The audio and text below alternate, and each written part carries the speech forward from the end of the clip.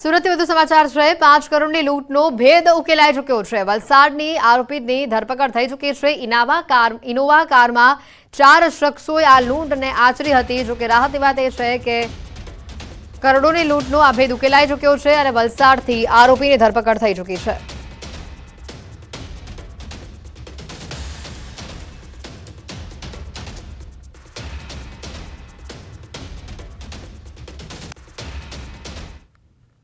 એમના ભોગ બનનારને કહેવા મુજબ છેલ્લા 20-22 દિવસથી એમના સંપર્કમાં છે અને 6 મહિનાથી એમને કોઈ બીજા વ્યક્તિ સાથે વાત ચાલતી હતી અને એણે શ્રીકાંતને એ લોકોને કહ્યું અને એમણે પછી આનો ભરત અમારી સાથે ફોનલાઈન પર સંવાદદાતા જોડાઈ ચૂક્યા છે। ભરત, જે રીતની આ ઘટના સામે આવી છે, વલસાડથી આરોપીની ધરપકડ થઈ ચૂકી છે, વધુ અપડેટ શું?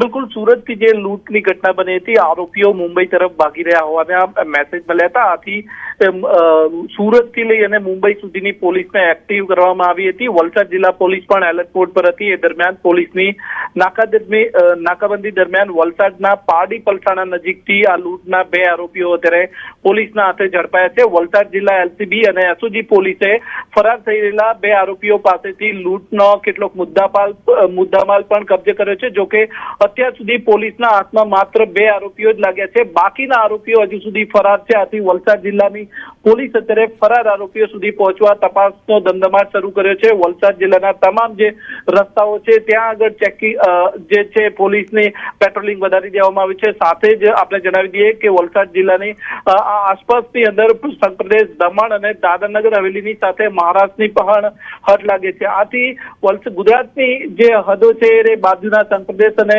મહારાષ્ટ્રને લાગે છે, ત્યાં આગળ પોલીસ પણ જે ચેકિંગ છે વધારી દેવામાં આવ્યું છે। આમ અત્યાર સુધી વલસાડ પોલીસ દ્વારા 2 આરોપીઓને ઝડપવામાં સફળતા મળી હોવાના અત્યારે અહેવાલ મળી રહ્યા છે। જોકે બાકીના આરોપીઓ હજુ સુધી ફરાર છે। લૂંટનો કેટલોક મુદ્દામાલ જ હજુ મળ્યો છે। બાકીનો મુદ્દામાલ અને આરોપીઓ હજુ ફરાર હોવાથી પોલીસ તેમને ઝડપવા માટે તપાસનો ધમધમાટ ચાલી રહ્યો છે। આભાર ભરત, માહિતી બદલ।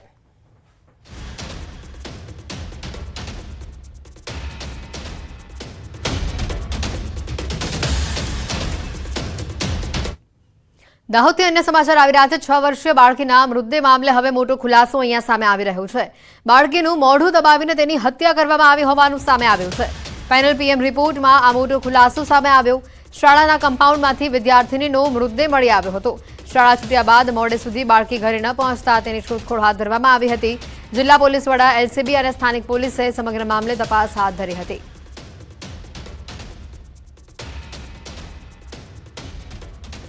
હાલમાં પીએમનો પ્રાથમિક અહેવાલ જે અમને પ્રાપ્ત થયો છે એ મુજબ એમના મૃત્યુનું કારણ એસ્ફેક્સિયા ડ્યુ ટુ સ્મુધરિંગના કારણે મરણ ગયેલ છે। મતલબ એમનો શ્વાસ રૂંધી દેવાથી બાળકનું મરણ ગયેલ છે। માટે આ બાબતમાં ખૂનનો ગુનો દાખલ કરી અને આગળની કાર્યવાહી હાથ ધરવા તજવીજ કરેલ છે।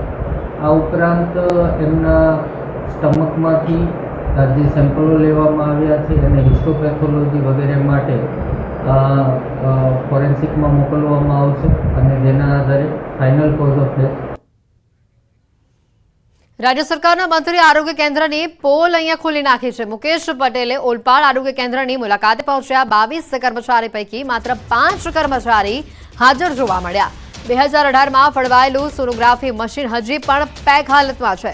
આરોગ્ય કેન્દ્રની બેદરકારીથી મંત્રી અહીંયા ગુસ્સે થયેલા જોવા મળ્યા।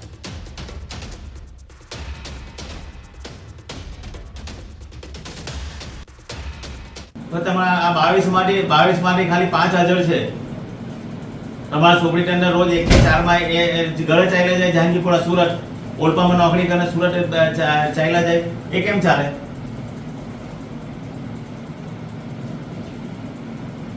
મને ઇન્સ્ટ્રક્શન આપવાને, મને રિપોર્ટ બનાવો, ઇન્સ્ટ્રક્શન મને આપવાનો, મને રિપોર્ટ મને આજે સાંજે અહીંયા આવો, બધાને રિપોર્ટ બનાવીને આપો।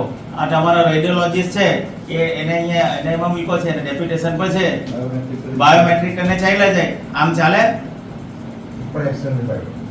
એક પણ એક્સરે ચેકિંગ નથી કર્યો, કેમ ચાલે આ બધું?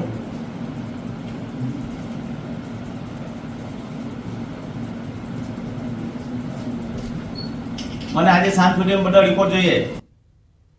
નર્મદાના ડેડિયાપાડામાં આધાર કાર્ડ માટે હાલાકી લોકોને ભોગવવી પડી રહી છે। રેશન કાર્ડ અને આધાર કાર્ડમાં કેવાયસી માટે લાંબી કતારો લાગી છે। આધાર કાર્ડ કઢાવવા રાત્રે જ લાઈનો લાગતી હોવાનો દાવો કરવામાં આવી રહ્યો છે. કચેરીમાં ધીમી ગતિથી કામ થતું હોવાનો પણ આરોપ છે. આ સાથે સર્વર ધીમું ચાલતું હોવાનું પણ તંત્રનું રટણ યથાવત છે. મહેસાણાથી સમાચાર આવી રહ્યા છે. જિલ્લાના કડીમાં ખેડૂતો તેમજ સ્થાનિકો હાલ પરેશાન બન્યા છે. કડીના રાજપુરના લોકો બોરમાં નીકળી રહેલા લાલ પાણીને લઈને ભારે મુશ્કેલીનો સામનો કરી રહ્યા છે. ઘણા સમયથી બોરમાંથી લાલ પાણી આવી રહ્યું છે અને છેલ્લા 20 દિવસથી પાણીમાં લાલાશ એ વધી ગયેલી જોવા મળી છે. આ ઘટનાને પગલે પોલ્યુશન અધિકારીએ સ્થળ પર પહોંચી પાણીના સેમ્પલ લીધા. ફેક્ટરીઓ ભૂગર્ભમાં વેસ્ટ કેમિકલ ઉતારતા હોવાનો સ્થાનિકોએ આક્ષેપ લગાવ્યો. ફેક્ટરીઓમાં તપાસ કરવા સ્થાનિકો માંગ કરી રહ્યા છે. 100 મહિનાથી સર એટલું ડેન્જર પાણી આવે છે, એનાથી સર કેન્સરના પ્રમાણે વધી રહ્યું છે અને ખેતરમાં જો સર જે શાકભાજી થાય એનાથી બી સર અમને બહુ નુકસાન થાય છે. અમે સેમ્પલ તો સર આ લગભગ 100 થી 12 મહિનામાં 2 થી 3 વખત સેમ્પલ લઈ ગયા, પણ એનું કોઈ અમને સર રિપ્લાય, કોઈ સારું કોઈ જવાબ મળતો નથી સર. અને સર આ પોઈઝન અમે પીએ ને તો આપ માનો તોય ચાલે સર. અમારા બોરમાં પાછલા 2 વર્ષથી લાલ પાણી ચાલુ થયું છે અને 6 મહિનાથી સાહેબ વધારે પાણી ચાલુ થયું છે.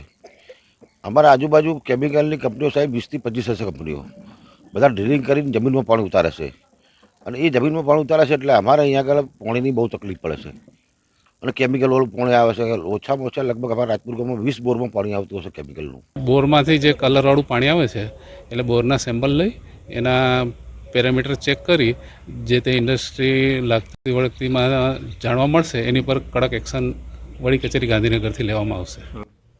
મહેસાણા જિલ્લાના કડીમાં કેમિકલયુક્ત ઘાસચારાથી પશુના મોતનો આક્ષેપ થઈ રહ્યો છે. કડીના રાજપુર ગામે પાશ્વ ઇન્ડસ્ટ્રીયલ પાર્કમાં આવેલી ખાનગી કંપની પર પશુ માલિકે આક્ષેપ લગાવ્યા છે.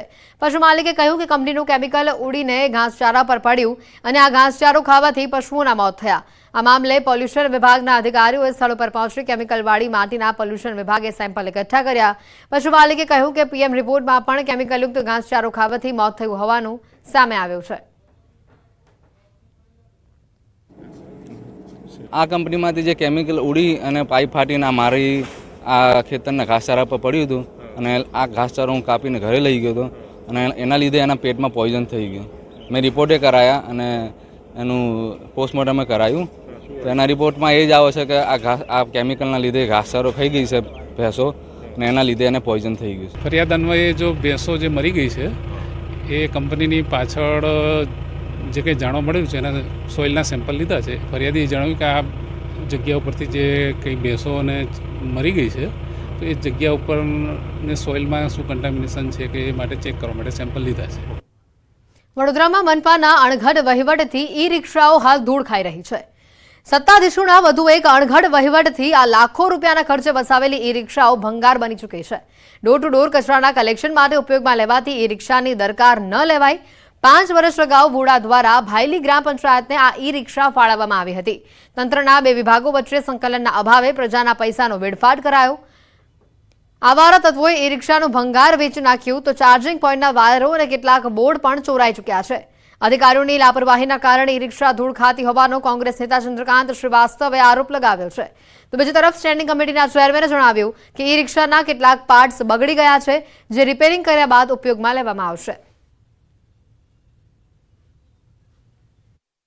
હુડા દ્વારા ભાયલી ગ્રામ પંચાયતને ઈ રિક્ષાઓ કચરો ભરવા માટે ભાયલી ગામના તમામ રહેતા લોકો માટે આપેલી હતી, પણ એ ઈ રિક્ષાઓ અત્યારે સ્મશાનમાં ધૂળ ખાય છે.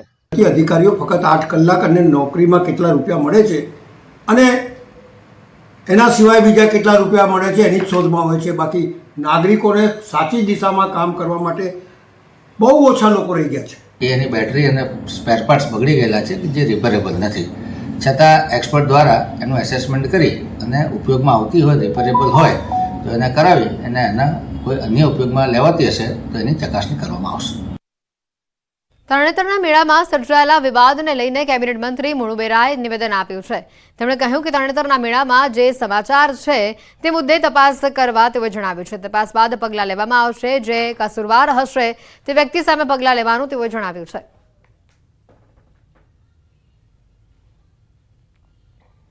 કલેક્ટર અજીતજી અને પ્રાંત અધિકારી છે એને તપાસ કરવા માટેની આદેશ કર્યા છે અને કોઈ મેં કીધું ને કે કોઈ જે મેળાના આયોજક છે ને કોઈ એવું કંઈ કૃત્ય કંઈ કર્યું હોય એવું છે નહીં, એવું મને કલેક્ટરે કીધું છે.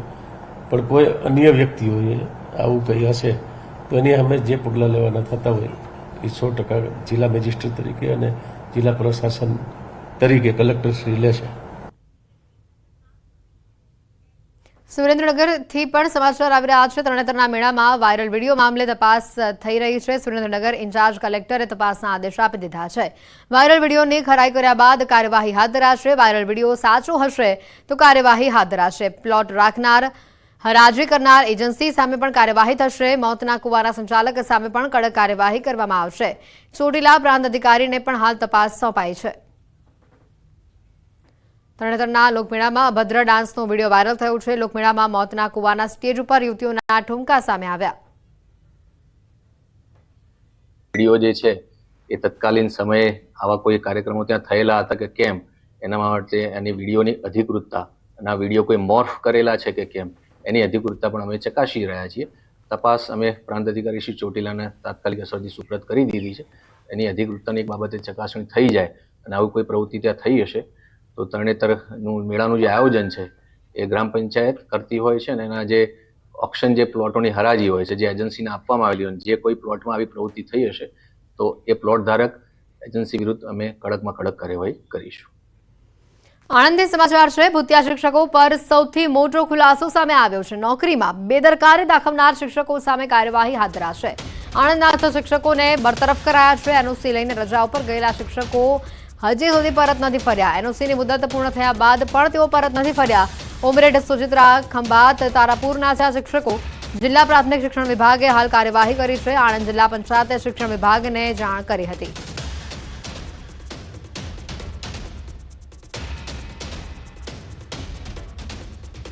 ત્યાં એક સમીમબેન નૂર મોહમ્મદ મંસૂરી તરીકે એક આસિસ્ટન્ટ શિક્ષક નોકરી કરતા હતા, ફરજ બજાવતા હતા. 19/8/2019ના રોજ તેઓ 3 મહિનાની એનઓસી લઈ અને વિદેશ ગયા હતા. કઈ ગયા? કેનેડા. હા, પછી ત્યારબાદ એમની 3 માસની રજા તો પૂરી થઈ ગઈ, પણ ત્યાર પછી પણ અત્યાર સુધીમાં એ હાજર થયેલ ન હતા. ટીપીઓના રિપોર્ટના આધારે, આ શાળાના રિપોર્ટના આધારે ઘણો બધો સમય ગેરહાજર રહ્યા. એટલે આણંદથી ઉચ્ચ અધિકારીઓએ એમને બરતરફ કરેલા છે. અમારા શાળાના શિક્ષિકાબેન ગૌરીબેન હસમુખભાઈ રાણા, તેઓ તારીખ 17/5/22થી 13/8/22 સુધી એનઓસી લઈને વિદેશ ગયેલ હતા અને તેઓ પોતાના સમયસર શાળામાં હાજર થયેલ ન હતા. તેની જાણ મેં જિલ્લા પ્રાથમિક શિક્ષણ અધિકારીની કચેરીમાં કરેલ હતી અને તેઓએ તે બધા યોગ્ય પગલાં લીધેલ છે. પટેલ હાર્દિક કુમાર વિષ્ણુભાઈ છેલ્લા ઘણા સમયથી વગર રજાએ શાળામાં ગેરહાજર રહેતા હતા. તેની જાણ અમે જિલ્લા પંચાયત શિક્ષણ કચેરી આણંદને કરેલી, તો જિલ્લા પંચાયત કચેરી દ્વારા તેમને નોટિસ આપવામાં આવેલી. એમને હાજર થવા માટે ટાઈમ પીરિયડ આપેલો, ટાઈમમાં પણ હાજર થયેલ નથી. તેથી જિલ્લા પંચાયત શિક્ષણ કચેરી દ્વારા સદર શિક્ષકને બરતરફ કરવામાં આવેલા છે. 6 શિક્ષક હતા કે જે એનઓસી લઈ અને પરદેશ ગયેલા અને એમની 3 મહિનાની મુદત દરમિયાન હાજર ન થતા એમને 3 ટર્મ નોટિસો આપ્યા બાદ અહીંથી આપણે એમને બરતરફ કરેલા છે. યાત્રાધામ અંબાજી ખાતે અંબાજી મંદિરમાં આજે પ્રક્ષાલન વિધિ યોજવામાં આવી હતી અને આ પ્રક્ષાલન વિધિ દર વર્ષે ભાદરવી પૂનમ પછીની ચોથે કરવામાં આવે છે.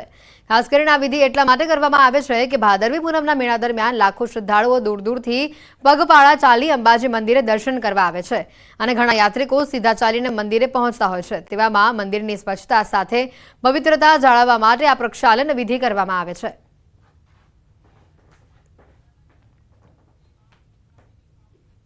અમે અહીંયા પ્રસ્થાન વિધિ માટે આવીએ, જે પૂનમ પેટે જે અસ્તુતિ થઈ હોય એને નિવારણ કરવા માટે અહીંયા આવીએ છીએ અને ઘરના આખા સાફ કરીને ધોઈએ છીએ. અમે એના ઘસારા પેટે અમે એક સોનાનો સિક્કો ગીની આપીએ છીએ દર વર્ષે, એ માતાજીને અર્પણ કરીએ છીએ. ગર્ભગૃહમાં જ્યાં આગળ મંદિરમાં માતાજી બિરાજમાન છે ત્યાં આગળ પણ શાસ્ત્રોક્ત વિધિથી આ જે પ્રક્ષાલન વિધિ છે તે કરવામાં આવે છે.